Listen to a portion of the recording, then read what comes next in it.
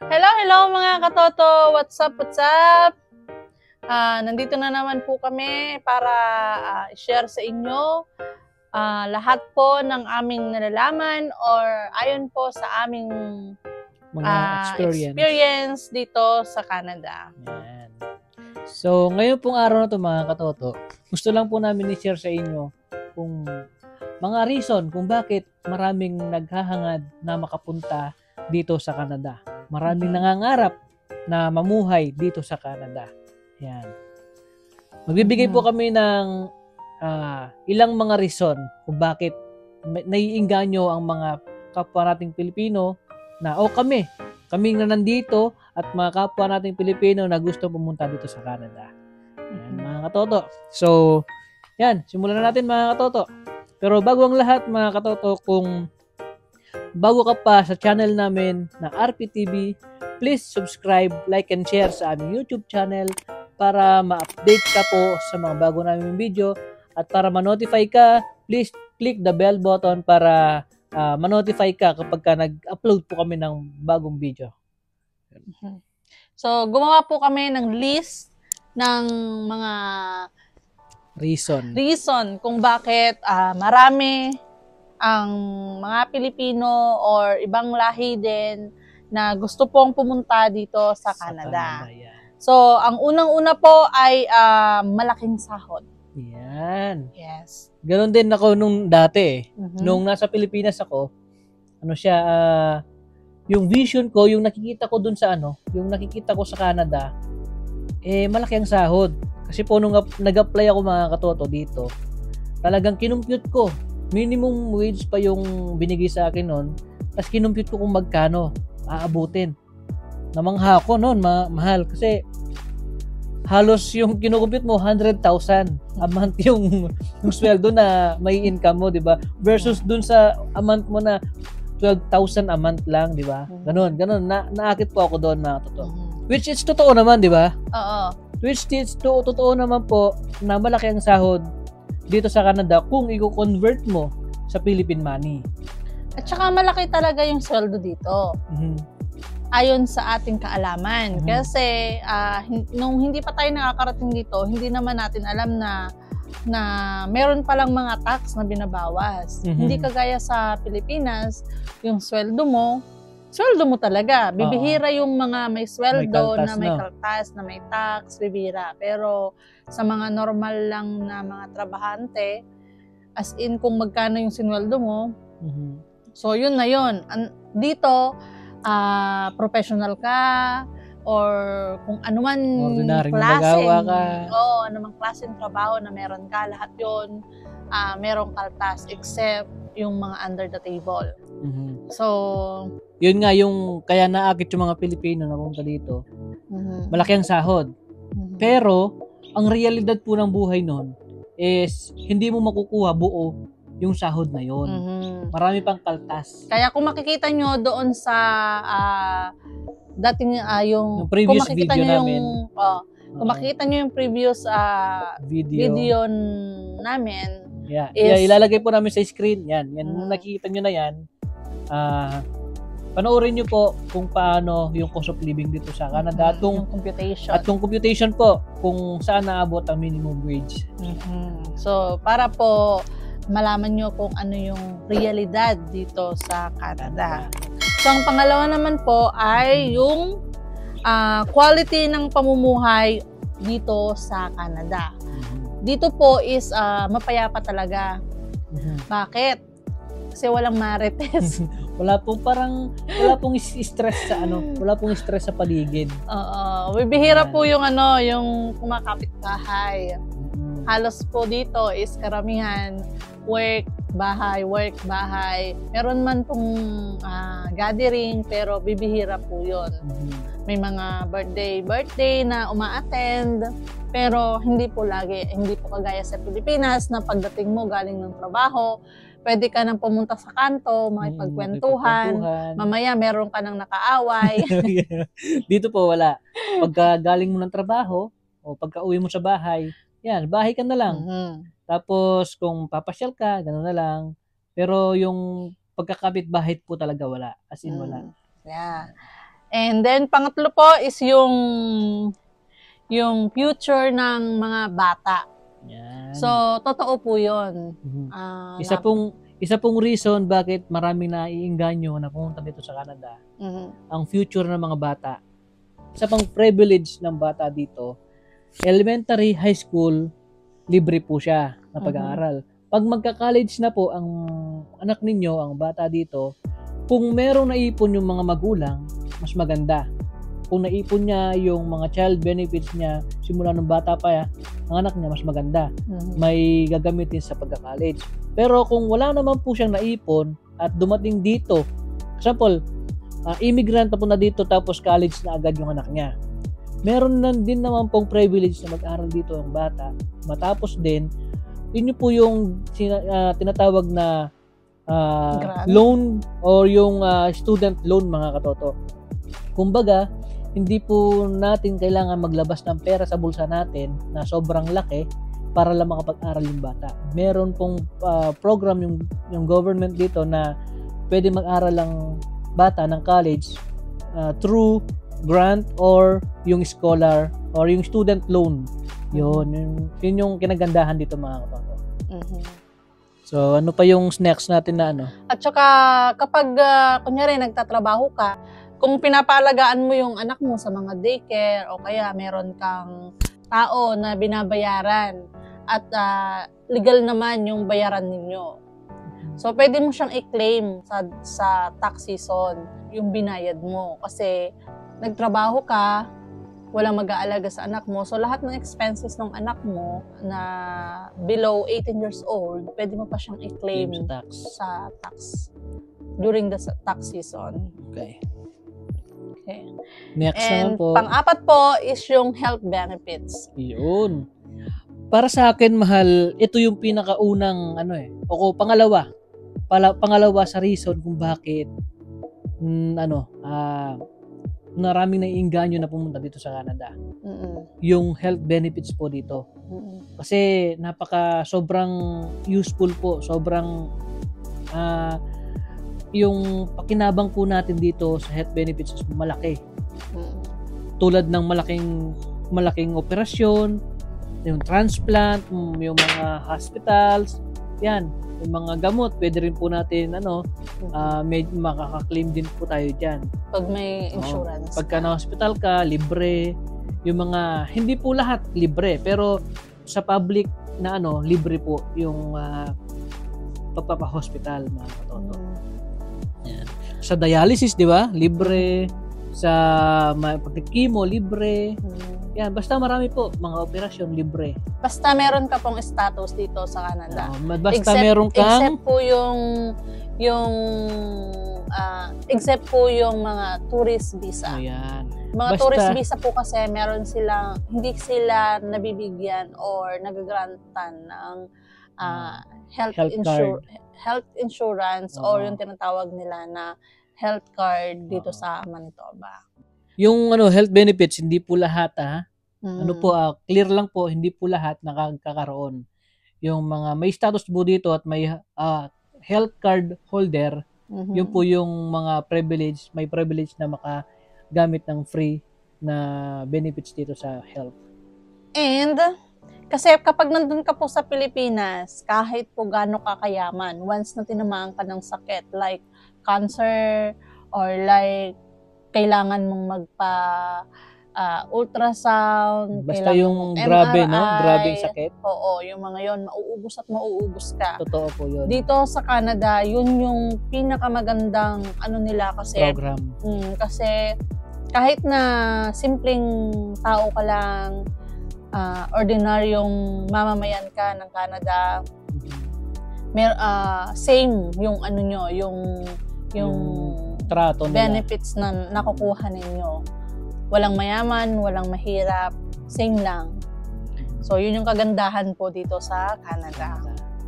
And ang panglima po ay ang madaling makahanap ng work ang mga PR, permanent residents or citizen. Yan. Kahit naman po yung yung mga foreign worker.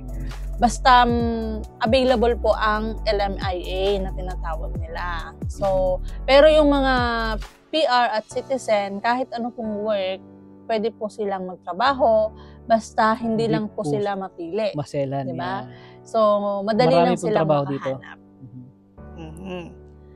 Tapos, ano pa And yung pang-anim, buhay mayaman. Yan. Totoo po yun mga katoto. Kasi kahit na simple ka lang, kahit na simpleng trabahador ka lang, mararamdaman mo na para kang mayaman. Makakain mo yung gusto mo, makukuha mo yung gusto mo, may sasakyan ka. Parang, totoo po mga katoto, iba po yung pakiramdam pag nandito na simpleng manggagawa ka lang.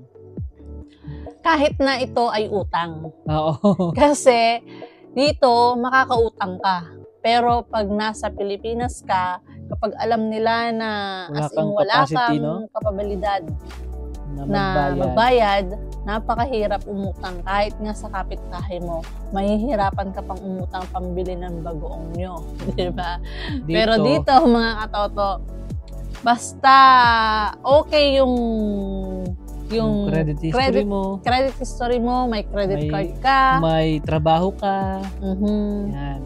Makakautang ka, kakaskas mo yung credit card mo, one to sawa, basta gusto mo. Basta ma-approvehan ka ng mga credit card. Yung limit, kahit na sobrang na sa limit, pwede pa rin. Yan.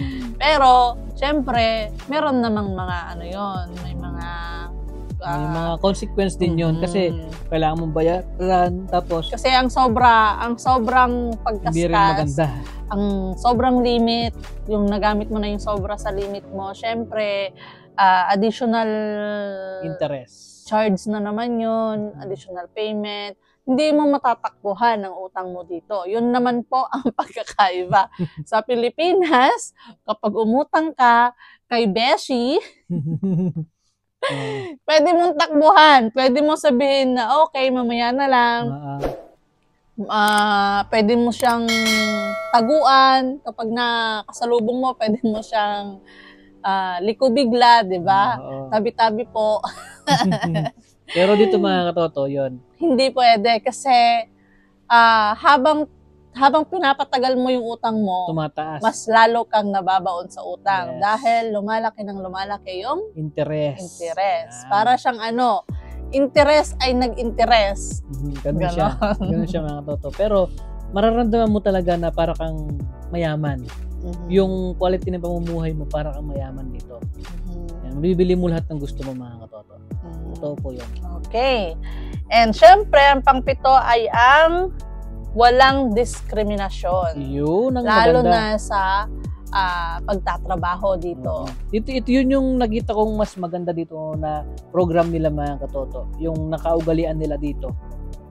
Na ultimo high school graduate o kahit na hindi ka nag-high school, hindi ka nag-college, hindi ka natapos, matanda ka, may kapansanan ka, yan. Meron ka pa rin kakayahan, pwede ka pa rin makapagtrabaho mga katoto. Meron pa rin company na tatanggap sa'yo. Yan, tulad ng mga yung mga groceries, yung hindi masyado mabibigat na trabaho.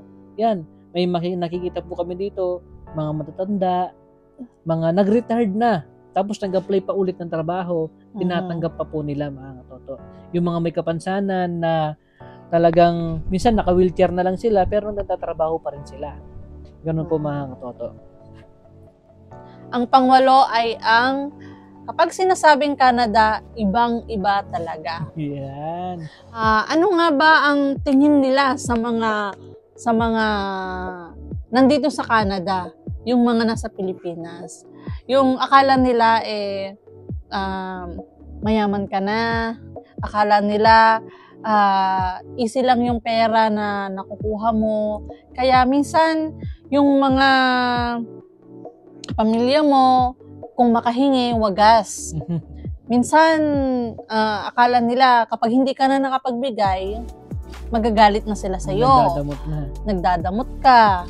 O kaya naman, kapag hindi ka nakapagbigay, pag humihiram sila, sabihin nila, nagbago ka na, hindi ka na gaya ng dati, kasi ganito ka, ganito, ganyan, bla bla bla, di ba? Yun yung realidad. Accept man or hindi, yun talaga ang realidad ng mga tiga Canada or OFW. Kahit saan man sulok ng mundo, yun po yung laging Tatatak sa isip ng tao. Yun po yung kalbaryo ng mga OFW. Hindi po nila alam na ang bawat salapi or bawat sentimo na kinikita natin is talagang pinaghihirapan natin. Lahat ng pagtitiis, ginagawa natin. Ibibigay natin yung the best para sa kanila. Pero kapag hindi ka nakapagbigay, or kapag nahindian mo sila, ang tingin nila agad sa'yo is masama ka. Yun yung realidad. Pero tayo na mga OFW, yung problema natin, hindi na natin sinishare sa kanila. Why? Kasi ayaw na natin silang ma-stress. Ayaw na natin na madagdag pa sa problema nila. Tayo lahat nag-absorb lahat ng mga problema. No? So, sana po sa mga family or kaibigan, mga friends, mga kakilala, na minsan kapag hindi kayo napagbibigyan, sana wag niyo po sanang mamasamain. Wag po kayong magagalit sa mga pamilya nyo o mga kaibigan nyo na sa ibang bansa. Kasi kung mapapanood nyo sa ang dami-dami pong napapabalita na mga OFW, nagpapakamatay dahil po sa sobrang stress.